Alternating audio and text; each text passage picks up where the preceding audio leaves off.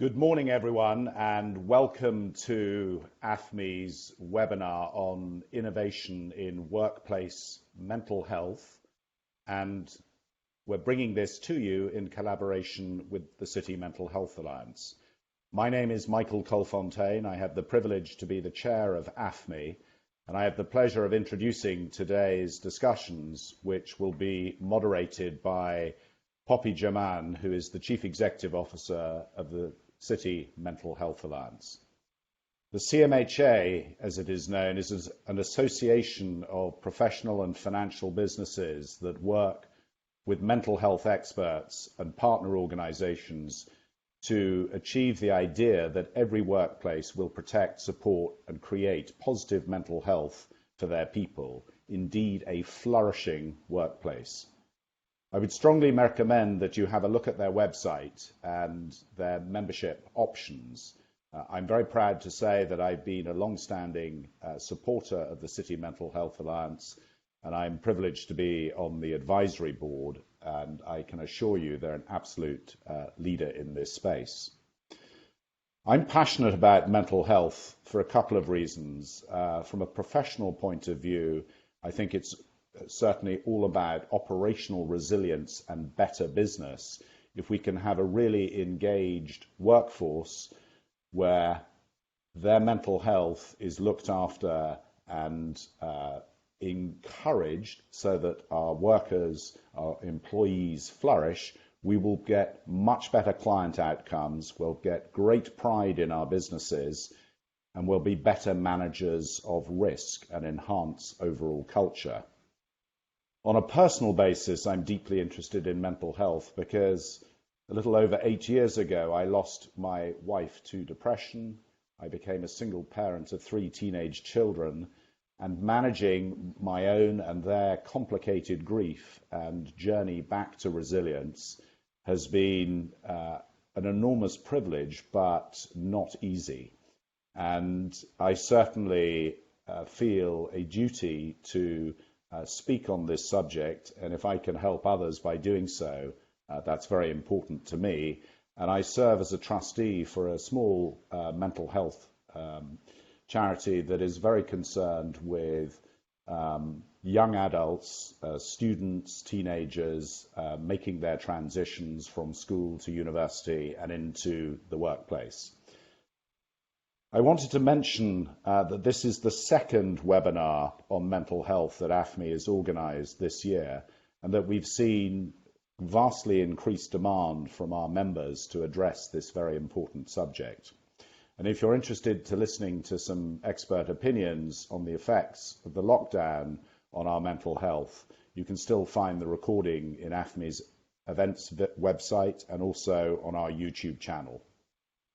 In today's discussions, we'll be covering subjects such as uncertainty around the return to the workplace and how this may impact our colleagues' mental health, how organizations need to continue to support their staff's mental well-being during this new phase of work, and how the digital component is becoming ever more vital in organizations. And I'm happy to say that we're joined by over 230 AFME members, including some of our regulators, investors, rating agencies, and fellow industry associations from across Europe. So a huge thank you and a welcome to you. Today we have panelists who are giving their time, their expertise to create today's program, and I am especially grateful to all the excellent speakers and panelists you're going to hear from. Poppy will now be saying a few words, but before I go, I'd like you to encourage all of you to think about, as a result of attending this event, what will you do next? What are you going to do differently? What would you like your organization to do differently? Does your company have a mental health strategy? What is the future of agile work, and how will that affect the mental resilience of colleagues around your organization? Is this on your boardroom's agenda? And if not, why not? Enjoy this event. Thank you very much. Poppy. Hi, everyone. Thank you, Michael, for that lovely introduction. Just checking my screen. Don't seem to have anything on it, but I'm assuming that actually everything's cool. Okay, look, so I thank you very much. I'm the Chief Exec of the City Mental Health Alliance, and I am delighted to be chairing this panel discussion today. We've got three fantastic speakers who will introduce themselves in a moment. We've got Rebecca Bradley from PwC, who is a project manager in the Innovation and Change team.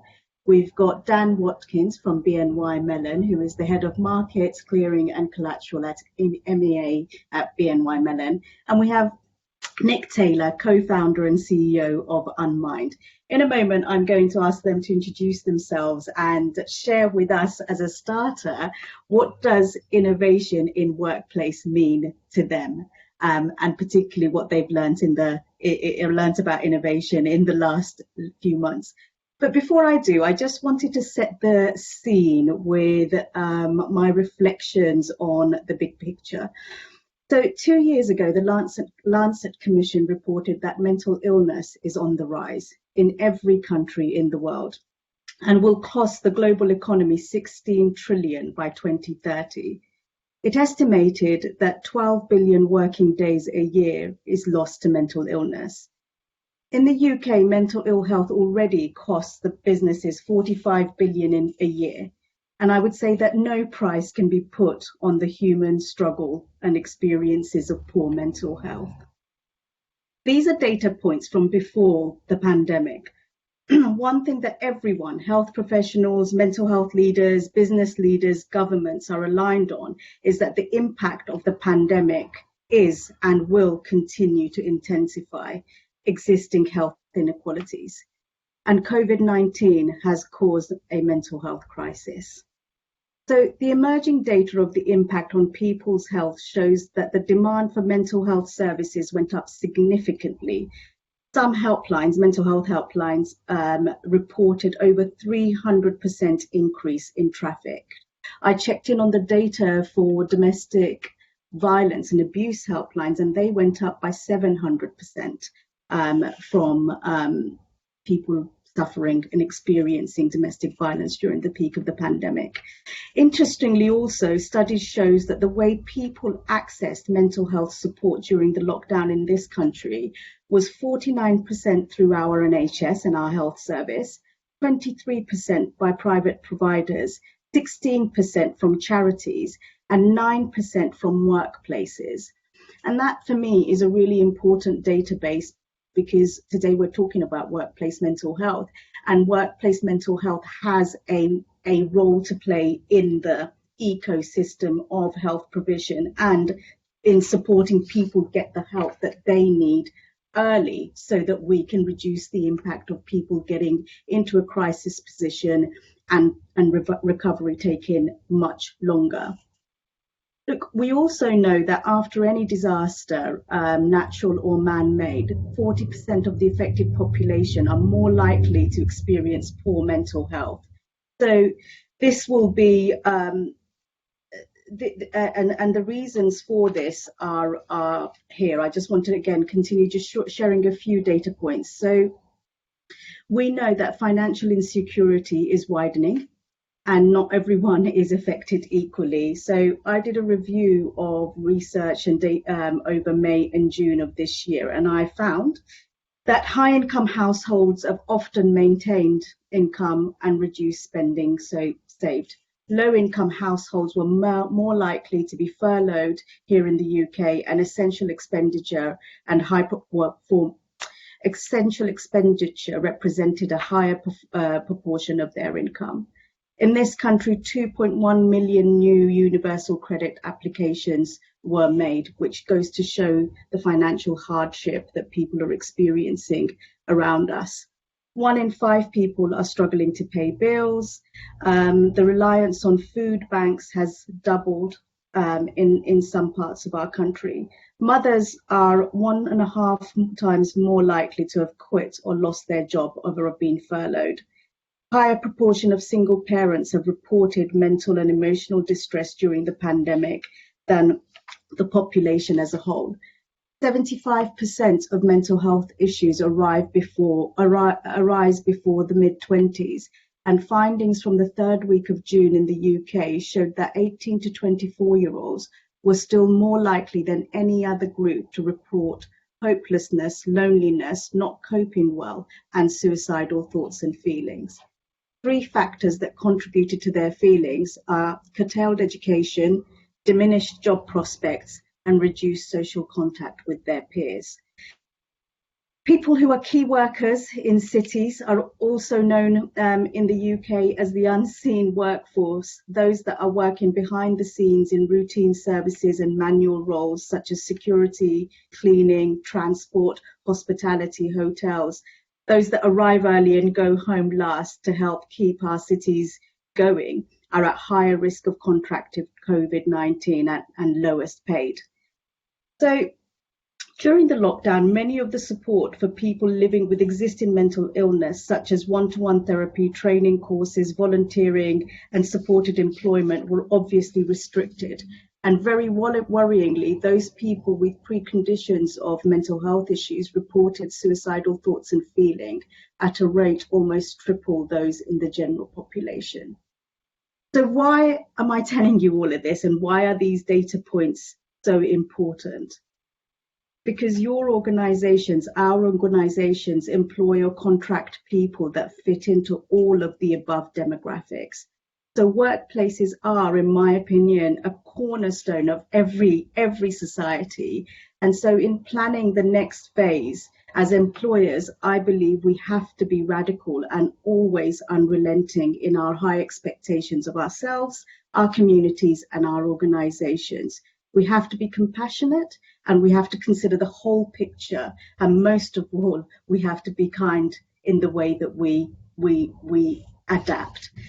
So with that, I'm going to bring in my panel to have a broad discussion on some of the solutions, some of the innovations that they have seen. And I'm going to start with you, Rebecca. Please could you introduce yourself and address the first question, which is, what does innovation mean to you?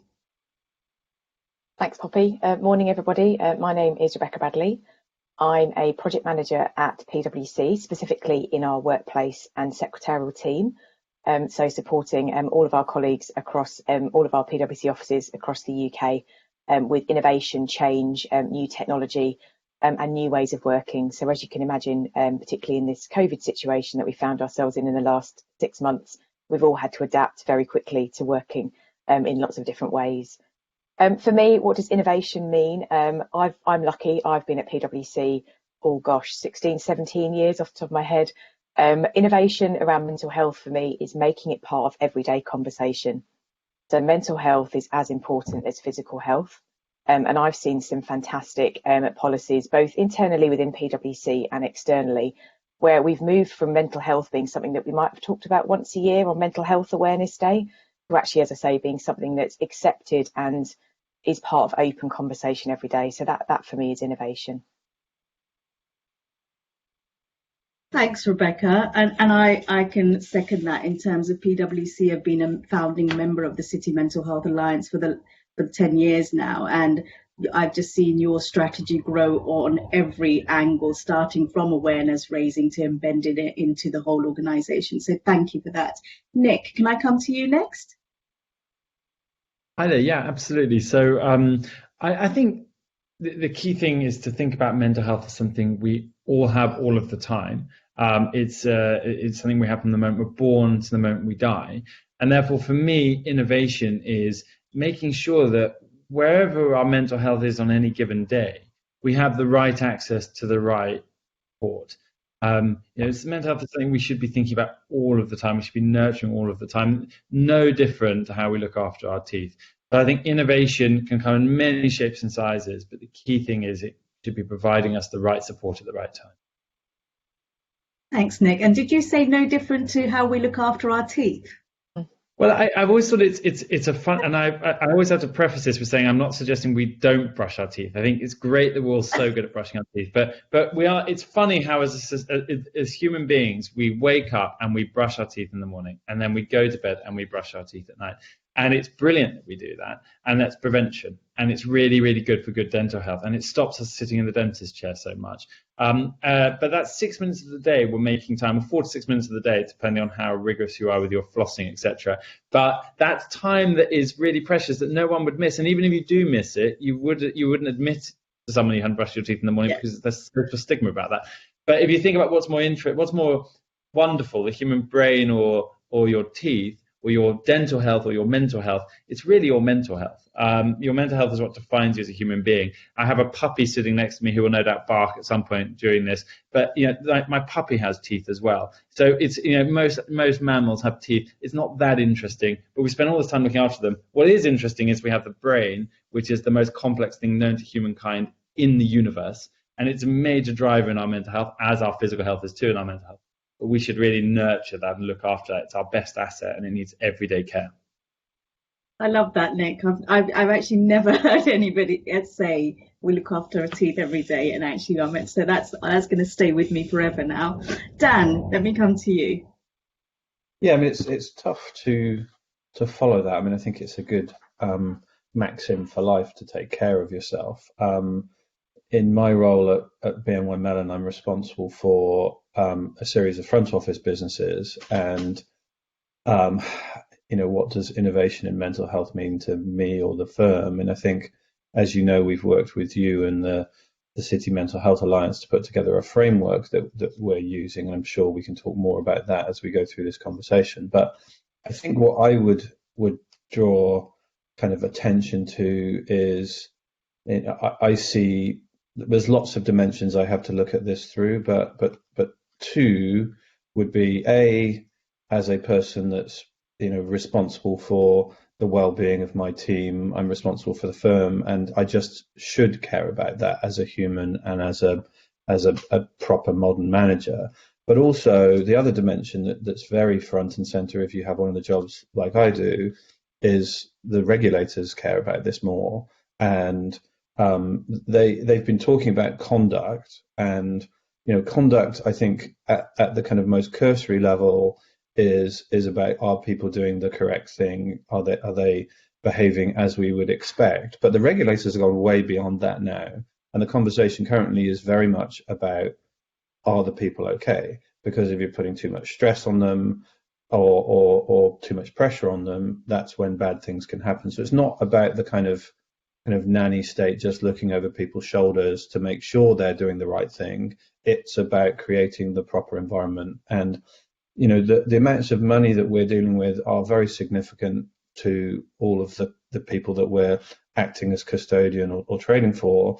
And that's a giant intimidating factor for people that are dealing with that. Therefore, it's super important that we take care of the mental health of the people that are working for us, because we're asking for a giant amount of trust from our clients, and therefore we have to put a lot of trust in our people. And I think ultimately, the two words I would put at the center of this are kind of trust and stigma.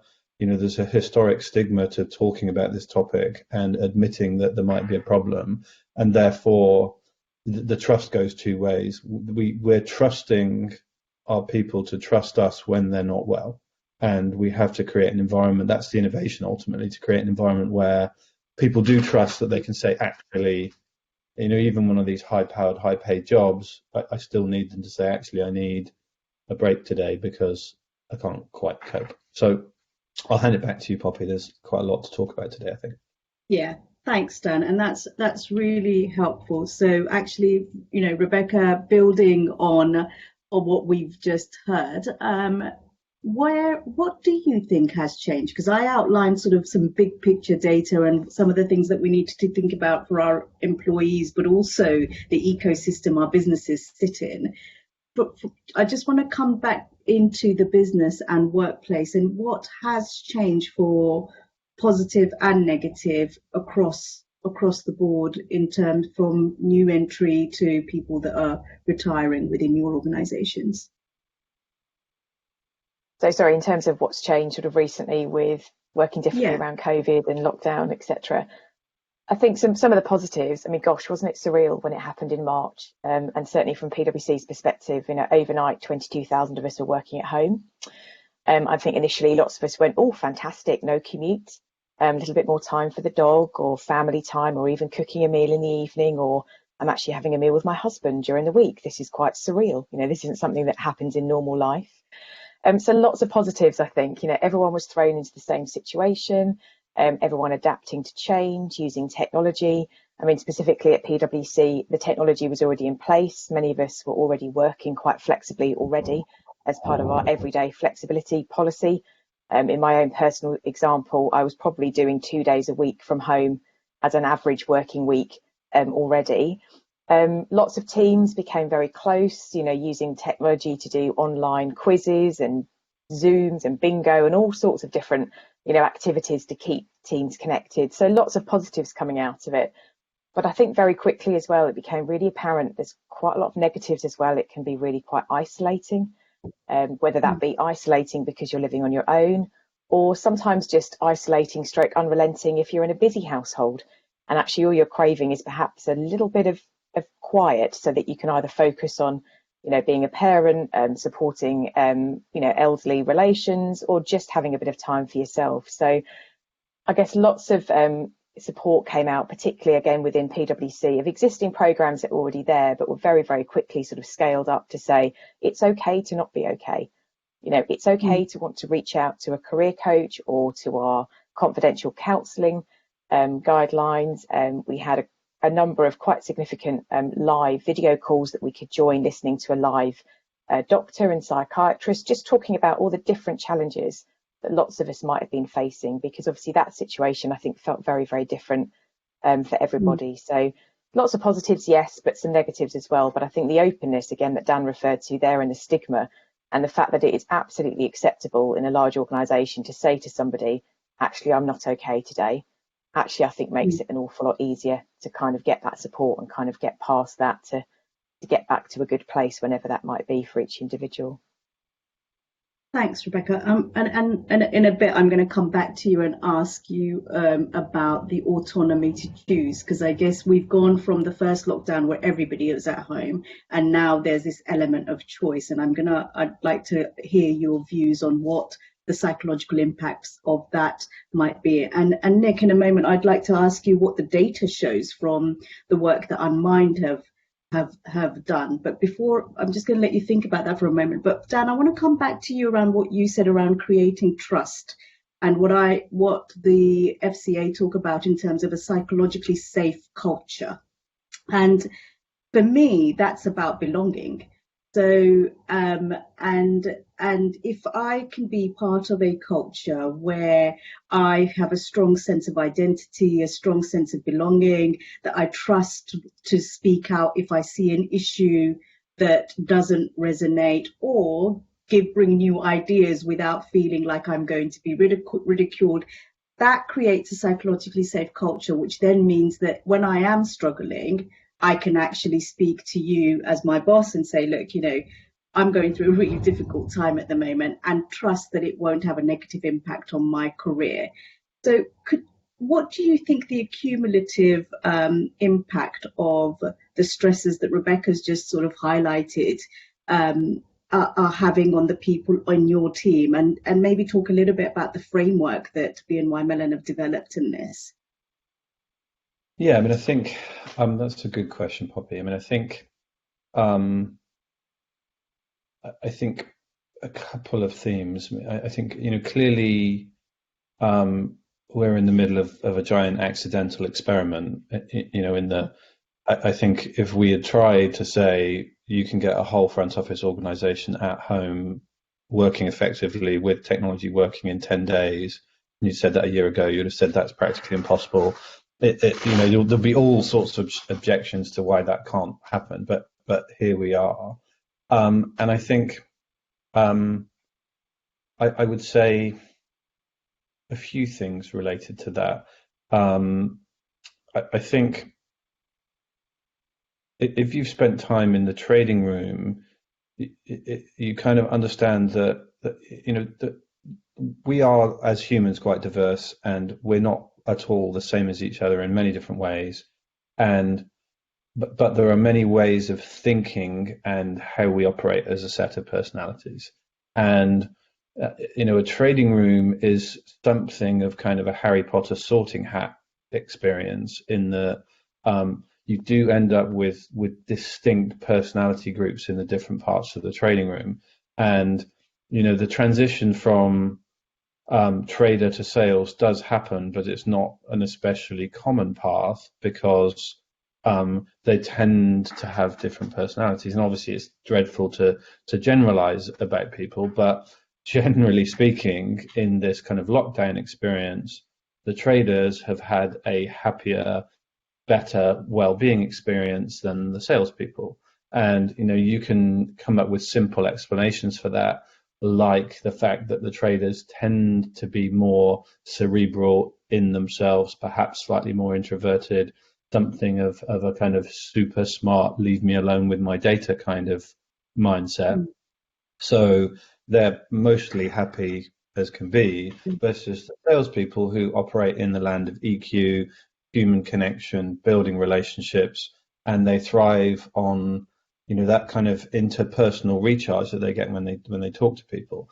So we're seeing essentially divergence in those communities as to the level of resilience and the level of kind of well-being. And when we were doing the quick chat in the prep before, Michael referred to what happened yesterday, and I think there's different firms going back at different speeds, but the government put a giant handbrake on that yesterday, and I think that will have an impact, because I think some of these constituencies want to be back in the office, while others are happy not to be. And we just have to find a way to kind of chart our way through that while keeping an eye on what's going on. I mean, you did specifically ask about the framework, and I think the framework is what kind of gives you a way of framing it, really. And essentially there's two dimensions to that. One is whose responsibility is it? So we're trying to encourage the employee to be responsible for themselves. We're trying to encourage anybody that manages people to be responsible for themselves and the people they look after, and the firm takes responsibility for the whole thing. So there's different roles and responsibilities there. And then really it's quite simple, but promoting being well, what Nick talked about at the beginning, brushing the teeth of mental health, talking about it, keeping your mind on it, because that helps you stay well. The responsibility of the firm, the employee, and the manager to, if things look funny, noticing when people have got stress and helping them before it becomes overwhelming. If they have a life event, a loss of a parent, a sick child, any of these events, helping them in those. And then being human about when it gets beyond that point. The more people you have that you're responsible for, the more experience you end up getting of this. And one of the things that was hardest for me as I became a manager of more people was you understand much more of the confidential problems that people have, and it makes you more understanding, I think, than if you're happily going through life imagining that everybody else is well. When you manage 500 people, you realize it's just simply not true. In the workforce, at any one time, there's quite a few people that have some crisis going on, and they're just powering through it, and it makes you want to help them. So I think it's important that the firm owns that and really provides a construct. And I think some of the most loyal people I've worked with have been people that have been through a major crisis, have had 3, 6, 9 months of being unable to contribute, but have come back, and because we've helped them to be well, then they can be well.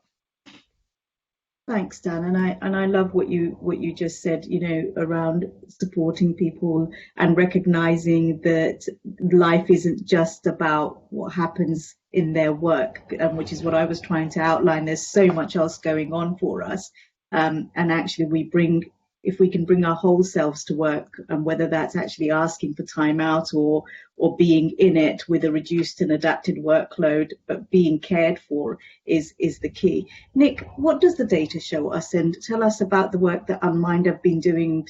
I imagine your workload, like mine, has been pretty full on because of the demand for understanding how to create mentally healthy workplaces.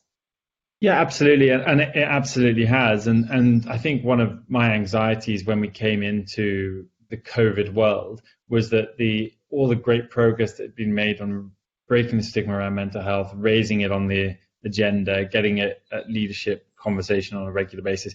I was concerned that would be undone because the focus would shift to the kind of physical health realities of a health pandemic.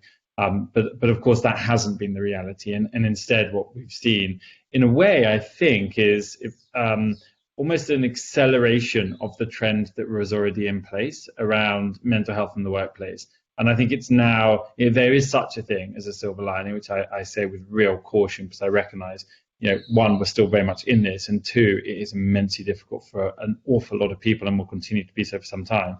But if there is a silver lining, it is that I think the topic of mental health is now more at the front of people's minds and leaders' minds than ever before. And I think that's here to stay. So Unmind has been very busy, and probably you and I have spoken before about kind of the role of measurement is key in mental health. If you can't measure something, you can't manage it. And what we have with mental health as a topic is, generally speaking, a subject that a lot of people don't have a huge amount of understanding around. And if you say to someone like, well, how's your mental health? You might scratch your head and go, well, how do I define it? How do I think about that? So from the very beginning of the Unmind journey, measurement's been important to us. And just for a bit of context, I'm a clinical psychologist by background and have led NHS health teams and lectured in university on the topic. So it's a subject that as a clinical psychologist, measurement is grafted onto you as a key component to your training.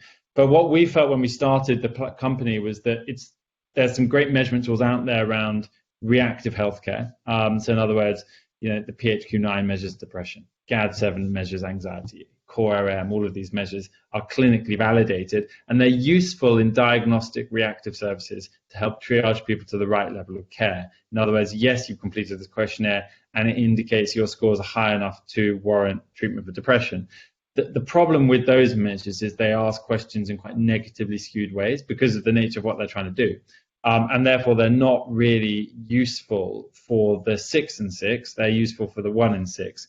So when we started the company, we wanted to start from scratch and build an assessment tool that we felt the 6 and 6 could use, that had the same clinical validity and spoke the language of the diagnostic tools, but was useful to people to use on a daily basis. So we worked with experts from around the world, particularly with in the UK, professors from Cambridge and also UCL, to create the Unmind Index. The clinically validated assessment tool. We've done a lot of research into it. It asks questions in a positive way, and it doesn't give you a score for depression, anxiety, and stress. Instead, it will give you scores in, for example, happiness, coping, and calmness. Just the word at the other end of the spectrum, and therefore a bit more part of our everyday kind of language. Now, we've measured the scores over time during this period, and it's been very interesting to see. We have noticed that if you compare pre-lockdown to peri-lockdown, in other words, during it to kind of the easing of the lockdown, some quite fascinating trends. So, happiness has progressively gone down over that time. With calmness, we call it, which is really measuring anxiety, it actually dropped down during lockdown. And the easing of lockdown, we saw the anxiety go up again, which I think speaks to the fact that people can't control their environment, perhaps, or people don't understand the environment they're operating in. We saw a slight peak in sleep during lockdown, so in other words, slightly better sleep, but then got much worse as the lockdown eased. But I think two of the really fascinating trends, which are slightly more positive, one is that people reported their health to be better during lockdown. And I think maybe that was because people had the time to put into their exercise. And the second was the sense of connection was increased. So those are the kind of wider trends. And if you then take a more kind of a very scientific approach and clean the data so that it becomes very statistically meaningful, what we saw as the trends was people were overall less before and after, less calm, less happy, higher health, higher connection. Now, what I would say is that is, Unmind is available to 110 people around the world. 110 countries around the world, so over 3.5 million people around the world. So that's a large kind of data set. We also gave the platform for free to the NHS at the start of lockdown to their employees. And what you would expect to see is what we saw, which was that frontline workers had more negative impact on their mental health than the wider population. It's a really fascinating insight, and we'll continue to monitor it. And really nothing enormously surprising, kind of the things you would expect to see. But what's important is that we're measuring it and tracking it. And actually, we're not alone in that. There has been a really great effort from the global community of digital mental health providers to come together on a paper that is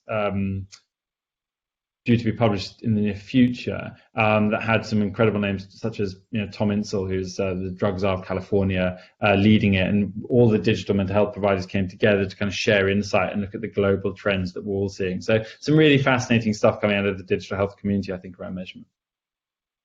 Thanks, Nick, and that's really helpful insights. And what I'm going to come back to you a little bit later on around where the positioning of digital and tech should be in the new world in terms of business strategy. So I'll come back to you on that in a moment. And Dan, I'm going to come back to you in a moment, just giving you the heads up on the impact of a possible generation that won't be, they may not ever work in a shared space, and what the impact of that might be on inclusion, for example, or career development.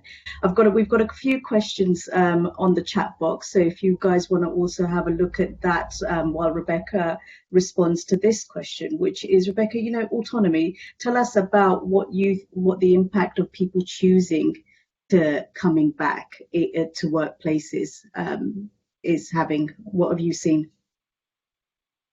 I think it's a really good question. As I say, at PwC, our policy was called Everyday Flexibility, and that's been in place for a number of years. And that's about trusting and empowering us. We're all adults, trusting and empowering us to make our own decisions about where we work and when we work.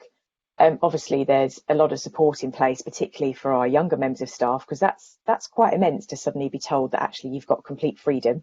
And obviously, of course, that comes with parameters. If you've got client meetings, etc., you can't suddenly decide that you're going to be working at 2 a.m. So obviously, there is a sensible parameter around that. But in my own personal circumstance, I'm a working parent of 3 children, and I do work quite flexibly. So if that means I want to be at a school assembly, should they ever be happening again, not virtually at the moment, if I want to be at a parents' evening, it's absolutely okay to say, actually, I'm going to flex my working pattern across this week. So it is really empowering. But again, there is a lot of structure in place. So at PwC, we have a career coach network. We also have more senior people we can reach out to as well that can kind of guide us and support us if we need to.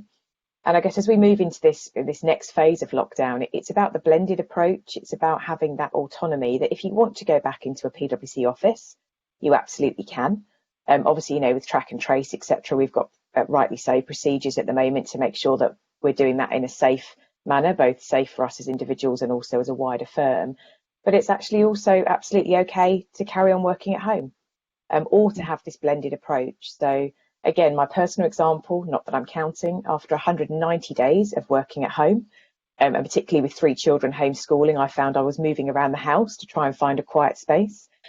September came. All 3 are back in school, which I'm absolutely delighted for, primarily for their own mental health, secondary for their education, but really important, I think, for them to get back and socialise and have that routine and structure. But it was fantastic because I did one day in our Manchester PwC office. And for me, that was fantastic to have a change of scene, importantly, a change of routine. Lovely to see colleagues, also delightful to have a barista made coffee that hadn't been made in my own kitchen. But also have some of what I'd call not banal, but some of those everyday conversations, with your security guard, with your receptionist, with key members of the team that you literally haven't seen for months. But equally, I can do my role from home, and I can foresee that particularly over the next few months, I will probably be doing the majority of my work from home. But I have that empowerment. If I wake up one morning and I've changed my mind and I want to be somewhere else, then that's absolutely fine.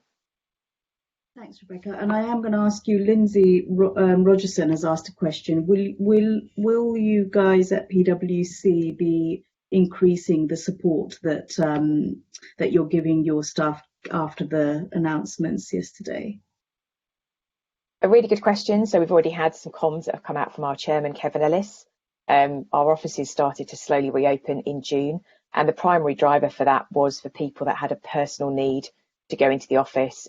So a very touching story is that one of the first individuals that came into one of our regional offices actually burst into tears when we reopened, and they were happy tears, because that individual went, oh, thank goodness, because I've been working in a tiny flat in my bedroom with no outside space, and I can't tell you the difference it makes that I can now come into this safe environment and have a bit of structure and routine. Nothing changes for us. Our offices have been made as safe as possible. As I say, we've got a sort of track and trace booking system, lots of protocols in place, and we've been advised by our chairman that if we have a personal or business need to come into the office and we feel that we can do that safely, then we're very happy to do that. Equally, if we want to carry on working from home, that's absolutely fine as well. We are humans, we need interaction, and obviously that looks and feels different, I think, for everybody at a different point in time. Thanks, Rebecca. So Dan, let me come to you about inclusion and how do we make sure that people that are working in new patterns and the blended workforce, or whatever the terminology is, are going to get the equal attention, equal career development, etc., etc. Yeah, I mean, I think this is a complicated topic that got suddenly enormously more real because of the way we're working with COVID.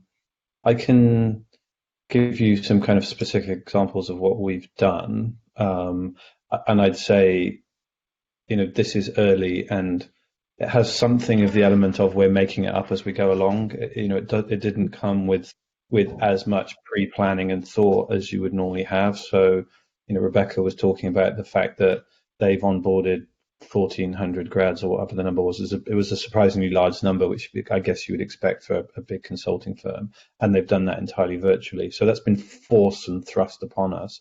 Our scale of bringing in young people is not anything like PwC's, but we did run our full intern program over the summer, and none of them came to a BNY Mellon facility at all during that whole experience. Now, a number of firms just said it's too much time out, we're not going to do it this year. And what we did was we gave them an intern experience, and we've managed to a couple that were in kind of their last year have now got job offers as a result of it. So it's driven the same kind of outcome that we would have hoped it to. And I think the good things that came out of that was, because we have a small class typically of interns spread across the globe, they don't normally get much in the way of a class experience. They get a personal experience where they're connected to the unique group of people they're working with. But it was miles easier to give them a New York, London experience than it was previously. So we created these connections across, it's only about 10 people in my businesses where they've formed these connections across the Atlantic, which they wouldn't have done otherwise. So I think it's accelerating that kind of borderless experience that young people already have. I mean, my kids have grown up transatlantic anyway. They grew up in Boston and then Luxembourg and a bit of London. So they already live in this world where their friends are in Illinois, Hong Kong, Luxembourg. They're all over the place. So I think, the digital generation is probably more ready for as you implied, we might not ever go back than maybe I am. I think I'm 51, and I still personally, my mental well-being, I think, depends a little bit on not yet giving up the idea that I will be able to go back to the office, because I personally like the kind of personal connection and relationships that you form there. And I think one of the things I observe is I respond to cues of people quite a lot in my work, and reading people and interacting with them and understanding how they're feeling is a helpful part of this whole thing. And it's very hard to do that on a screen. And I feel like we have to have a blend, because otherwise, we'll be a bit stuck. Do you mind if I kind of offer an opinion on a couple of these questions here? That there's there's two questions here which I can kind of join together with a couple of thoughts. There's this question here about how do we do meaningful work on mental health in highly competitive, fast-paced workplaces, and then there's another question here which says, is there a way to break the mold? It does depend on who you work for and the company you work for, and I think that second one is just the truth. Not all people are equally aware of this topic, and not all companies are equally fixing it. Now, we here are trying to help the industry raise the level so that all companies get better. But one of the things I say to people is one of the most important things you can do in your career is choose who you work for.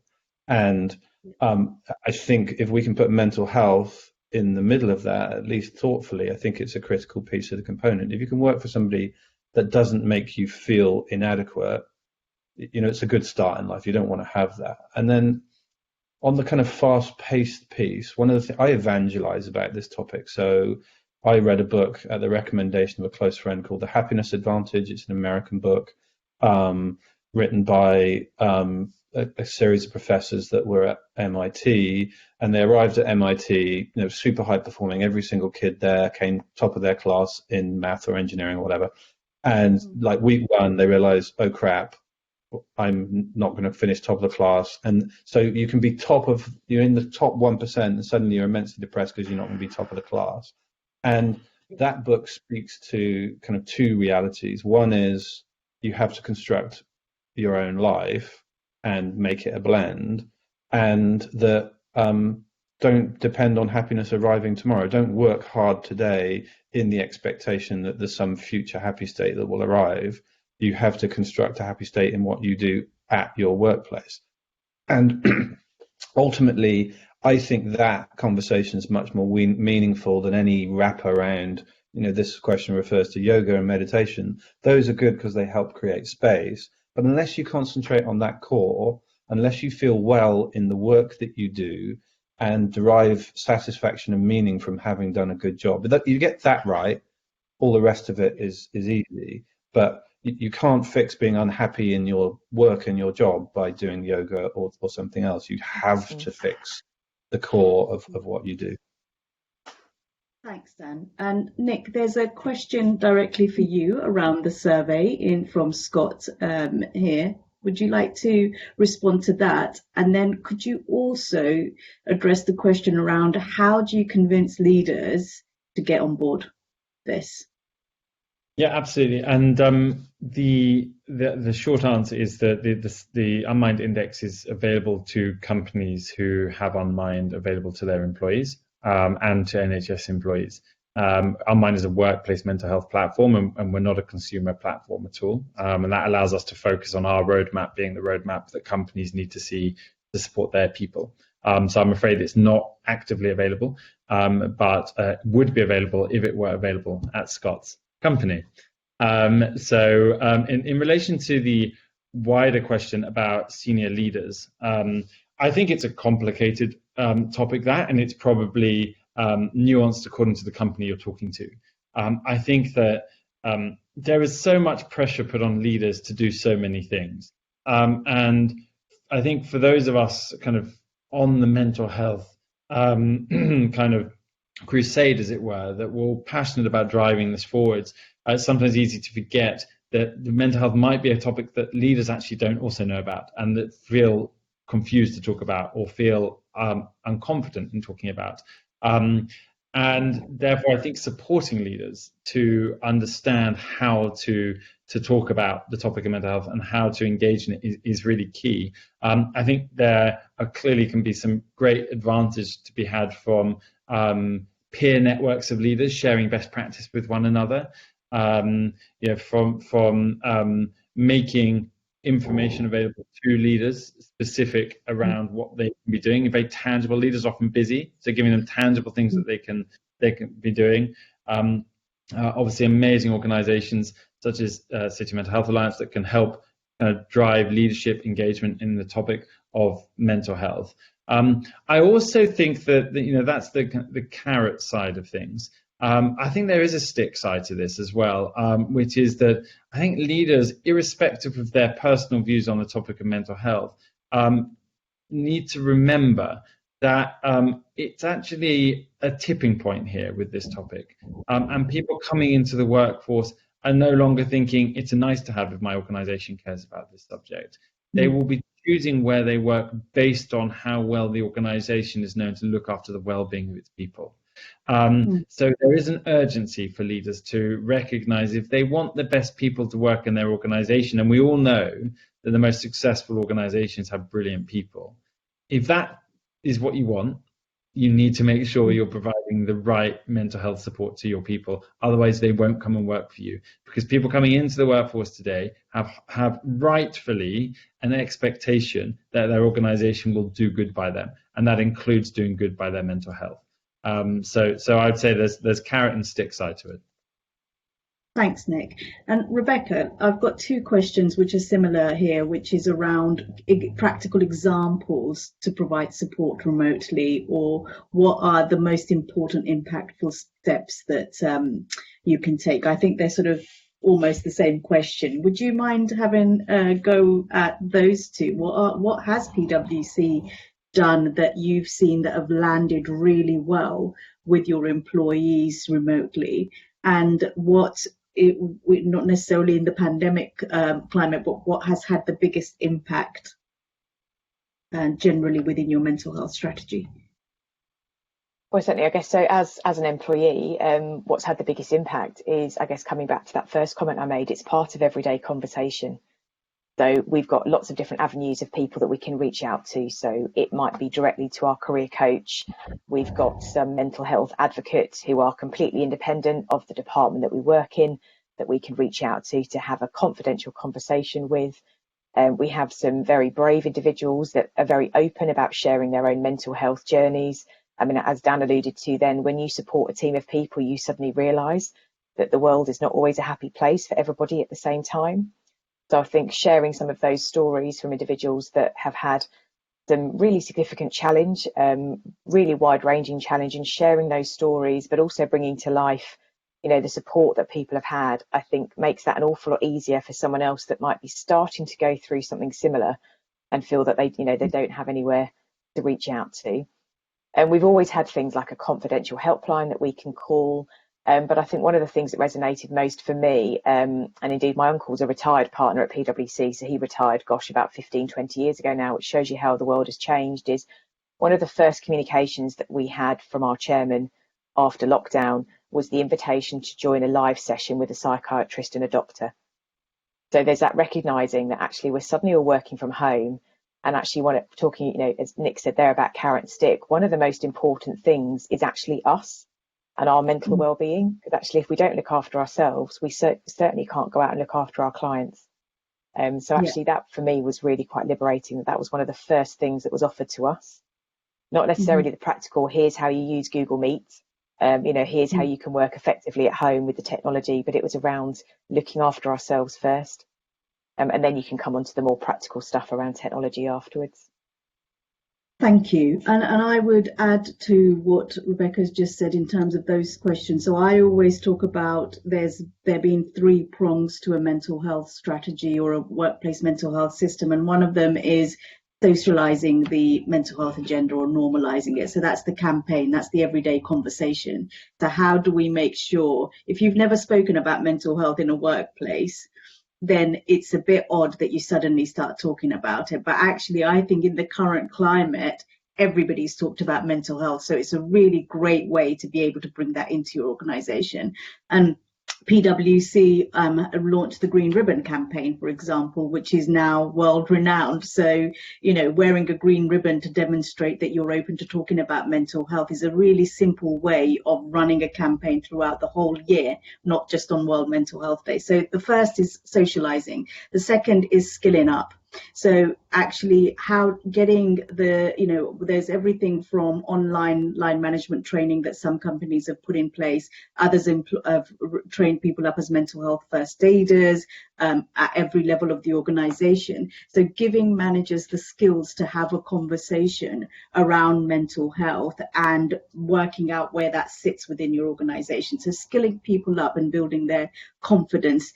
Both of those things build on the trust element that Dan talked about right at the beginning, creating a culture of psychological safety. And then the third element is sustaining it. And that's where I think organizations like Nick's work come in, where you have data points, where you look at the whole organization, build metrics, and ensure that the board is looking at the trends of health and mental health. I mean, none of us ever thought that health was going to be at the heart of business strategy ever, I imagine. I did an MBA. I wasn't taught compassion, kindness, and health at business school. I was taught how to look at the bottom line and make sure that everything moves towards that. And I remember questioning it. I remember sort of going, well, what about, people and planet and profit? People at the triple bottom line, people, planet, profit. And I do remember my lecturer, I think, going, I'm sure he thought I wasn't supposed to be in that class. But I come back to actually, if we all looked at the bottom line as people, planet, profit in that order, I wonder what solutions we would come up with. Business, you guys are all, people in business are so solution focused, so creative, even though they don't often think about it. But I think the goal, it has always been how to make lots of money. And actually now we're zooming out and we're saying the goal is much broader than that. It's about corporate citizenship. It's about taking care of employees and the employee experience. And it's about us having a life that is a whole life. We've only got a few minutes left. So Nick, I'm going to ask you, where does digital sit in all of this? I mean, how should we business leaders be thinking about digital and tech in the new world? Yeah, I think it's a really fascinating topic and one I could certainly kind of rabbit on about for some time, I suspect. But so it's quite good to have a time limit there. But I think the key thing is I think we can sometimes fall into a habit of thinking in quite a binary way about digital and mental health. It's like either digital or something else. But the fact is, as I think everyone on this webinar would agree, is great mental health strategies are made up of multiple components to meet the needs of diverse workforces. And you wouldn't dream of just doing one thing and that's it. Oh, my well-being strategy is one thing. It's less of a kind of picture and more of a jigsaw puzzle piece. And in today's world, so much of our life is digital. And actually, there's every reason why that same sentence should apply to health. I now don't go running without Strava tracking my running, and I find it really helpful. My toothbrush has a timer in it, which times how long I brushed my teeth. My mental health I use Unmind to help manage my mental health. And it's really a piece of the puzzle that is really important. I have personally managed NHS waiting lists. I have personally been responsible for thinking, well, is that person's need more important than that person? How do we manage that list? And knowing that there are people on that list who have waited 8 months to see someone. There are not enough clinicians. There are not enough social workers to meet the health needs of everybody. There is not enough money to provide the private health solutions to everybody in a way that ensures right care at the right time. Digital offers a scalable, affordable part of a really good wellbeing strategy and has potential to have enormous impact so long as it is done well. Thanks, Nick. So final words. Rebecca, I'm just going to ask you for any final thoughts and comments for our audience.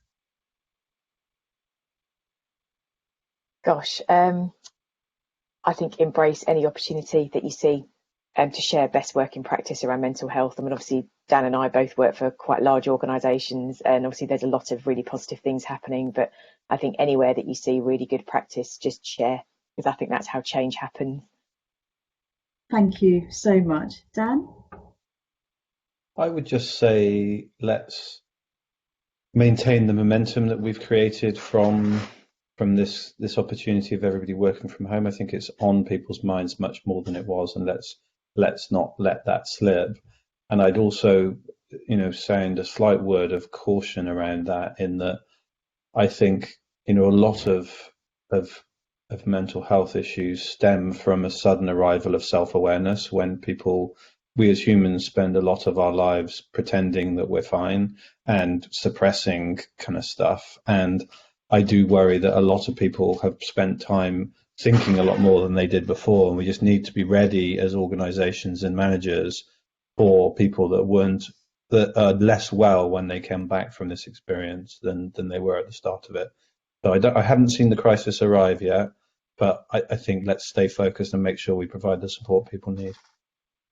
Thank you very much, Dan. And so my concluding words are actually three things. First of all, during the pandemic, every single one of us has asked the question, how are you? And listened.